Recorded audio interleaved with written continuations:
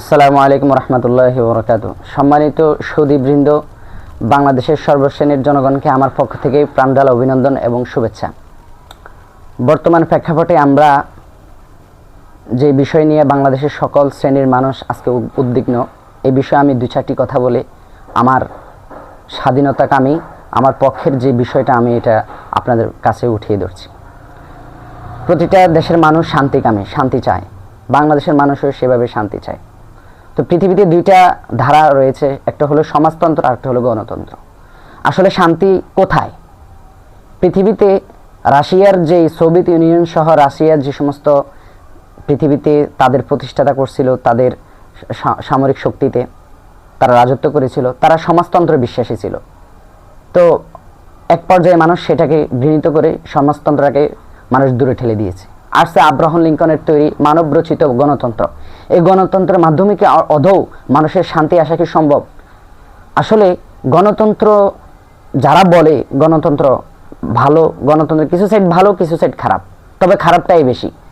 যেটা আমরা দেখতে পাচ্ছি বর্তমান ডোনাল্ড ট্রাম্প থেকে শুরু করে আমেরিকার যে সমস্ত শাসিত রাষ্ট্রগুলো আছে, দেখবেন পৃথিবীতে মুসলিম রাষ্ট্রগুলোকে তারা রাজনীতি করতেছে। মুসলিম রাষ্ট্রগুলোকে তারা এমনভাবে চেপে ধরেছে যে মুসলিম রাষ্ট্রগুলো থেকে তারা তেল গ্যাস থেকে শুরু করে সব কিছু তারা আহরণ করে, কিন্তু পরিপ্রেক্ষিতে তাদেরকে দেয় হলো জেল জুলুম।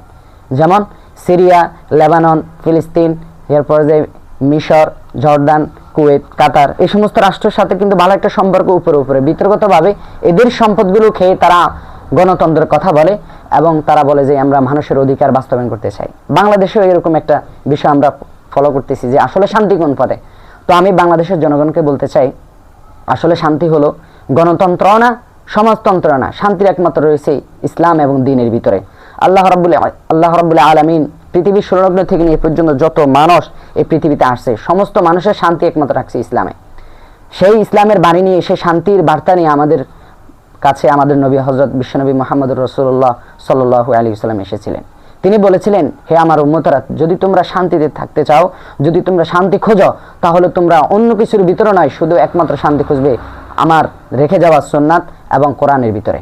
আল্লাহ রাব্বুল আলামিন কোরআন ফাঁকে বলেন, ইয়া আইয়ুহাল্লাযীনা আমানু দুখুলু ফিস-সিলমি কাফা ওয়া লা তাত্তাখিযু ইলা আখিল আয়া, যে তোমরা পরিপূর্ণভাবে ইসলামে প্রবেশ করো, তাহলে তোমাদের জন্য ইন্নাল্লাহা ইনদাল্লাহিল ইসলাম, আল্লাহ তাআলার নিকটে ইসলাম হলো একমাত্র মনোনীত ধর্ম।